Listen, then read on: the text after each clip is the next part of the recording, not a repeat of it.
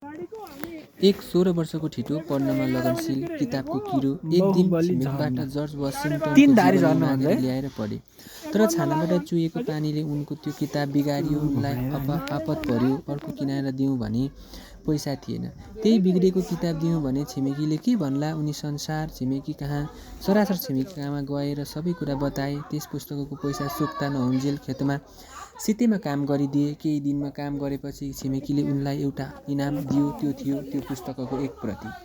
यसरी पढ्न भनेपछि ज्यानै फाल्ने उक्त व्यक्ति अरू कोही थिएनन्। उनी थिए अब्राहम लिङ्कन। उनको जन्म अमेरिकाको केन्टकी राज्यको हजन भिलोमा एउटा गरिब दाउरे परिवारमा भएको थियो। उनी पिता थोमस लिङ्कनको गोठ जस्तो काठे झुप्रोमा बस्थे। उनको बाल्यकाल अत्यन्त गरिबी र अभावमा बित्यो। पेटभरि खाना र एक टुक्रा राम्रो लगाउन समेत उनले पाएनन्। उनी 9 वर्षको छँदा नै आमाले संसार छाडिन्।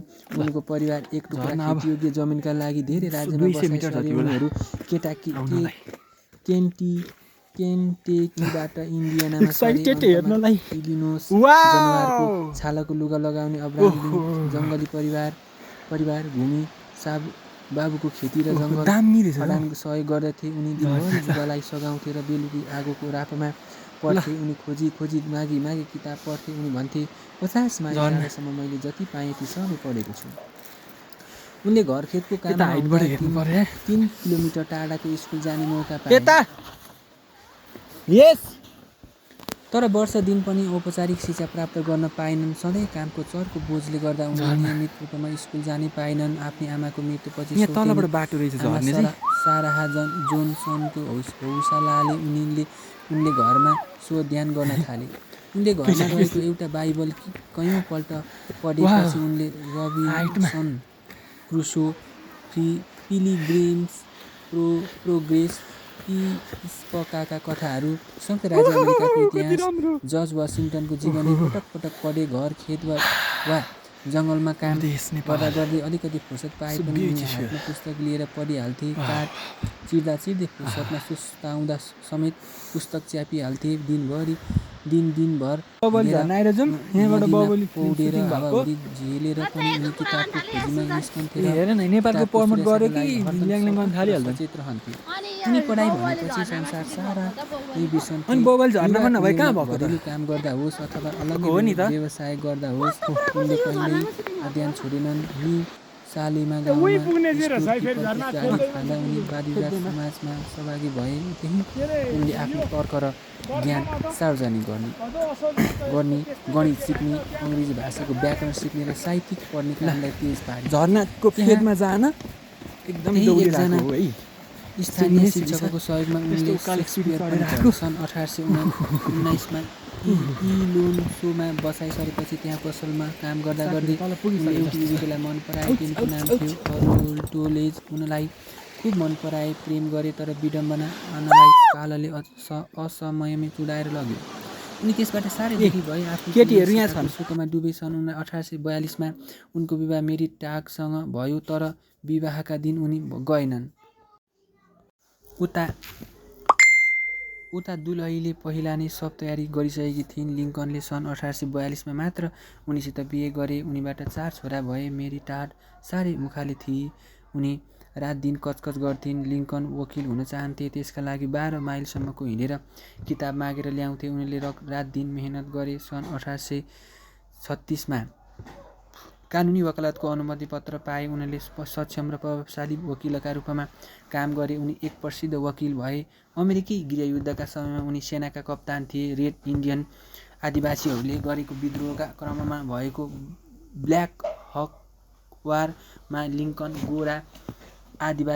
गोरा शासकहरूका पक्षबाट युद्धमा होमिए। लिङ्कनले युद्धपछि राजनीतिमा लाग्ने निर्णय गरे। उनले कहिल्यै अमिन कहिल्यै हुलाकी भई काम गरे, राजनीति गरे, असफलता बेहोरे। अन्ततः सन् 1860 मा उनी राष्ट्रपति भए। राष्ट्रपति भएर लिङ्कनले अमेरिकामा व्याप्त रहेको दास प्रथा हटाए। उनले 40 लाख दासदासीलाई मुक्त गरे। त्यसको विरोध भयो, युद्ध भयो, लाखौँ मानिस मरे। उनले उत्तर र दक्षिणलाई जोडे। उनले पूर्व र पश्चिमलाई जोडेर बनाए संयुक्त राज्य अमेरिका। सन् 1864 मा त्यही संयुक्त राज्य अमेरिकाको उनी राष्ट्रपति भए। राष्ट्रपति हुँदा पनि उनी आफ्नो जुत्तामा आफै पोलिस लगाउँथे। उनी शत्रु र विरोधीप्रति नरम व्यवहार गर्दथे। युवा अवस्थामा उनी मानिसहरूको तिखो आलोचना गर्थे। मानिसहरू आवाजावत गर्न बाटामा ती व्यक्तिका बारेमा हिउँ हाँसी उडाउने खालका चिठी र कविता लेखेर छाड्थे ताकि उनीहरूको आँखा त्यसमा परोस्। त्यस्तै एउटा चिठीले एकपटक ठुलो काण्ड मचायो। अन्ततः त्यसले एउटा पाठ सिकायो। त्यसपछि उनले कहिल्यै अरूलाई होच्याउने, उडाउने, आलोचना गर्ने जस्ता काम गरेनन्। 21 वर्षको उमेरमा घर छाडेका लिङ्कन साह्रै अलग थिए। उनको उचाइ 6 फिट 4 इन्च थियो। खुट्टा लामा लामा भएका उनी बसिलाले ताछेको ख्याउटी अनुहार जस्तो दुब्ला पातला थिए। उनी शिक्षामा क्रान्तिकारी फड्को मार्न चाहन्थे। त्यसैले उनले नैतिक शिक्षामा जोड दिए। स्कुलमा आलोचनात्मक विवेक सिकाउन अनुरोध गर्दै उनी हेडमास्टरलाई पत्र लेख्थे। भन्थे स्कुलमा चिज चोरेर पास हुनुभन्दा सम्मानपूर्वक फेल हुनु जाति हो। एक दिन उनले सपनामा आफूलाई कसैले मारेको देखे। त्यसको भोलिपल्ट उनी वासिङटनमा नाटक हेरिरहेका थिए। त्यही एक अर्धपागल जोन बुथले गोली हानी राष्ट्रपति लिङ्कनको हत्या गर्यो। सपनाको कुरा आखिर साँचो ठहरियो। गरिब किसान दाउरेको छोरो, वर्ष दिन पनि स्कुलमा औपचारिक शिक्षा प्राप्त गर्न नपाएका लिङ्कनले अन्ततः अमेरिकाकै नेतृत्व गरे। उनी प्रजातान्त्रिक हिमायती बने। उनले प्रजातन्त्रलाई जनताको लागि, जनताद्वारा जनताकै लागि गरिने शासन प्रजातन्त्र हो भनी परिभाषित गरे। अब्राहम लिङ्कन असफलताभित्र लुकेको दियो हुन्। असफलतालाई चिरेर उनले सफलताको दियो सल्काए। उनी 21 वर्षको उमेरमा व्यापारमा असफल भए। 22 वर्षको उमेरमा चुनाव हारे। 24 वर्षको उमेरमा व्यापारमा असफल भए। 26 वर्षको उमेरमा पत्नी शोकमा परे। 27 वर्षको उमेरमा मानसिक सन्तुलन गुमाए। 34 वर्षको उमेरमा काङ्ग्रेसको चुनाव हारे। 45 वर्षको उमेरमा सिनेटको चुनाव हारे। 47 वर्षको उमेरमा उपराष्ट्रपति बने। उनको प्रयास असफल भयो।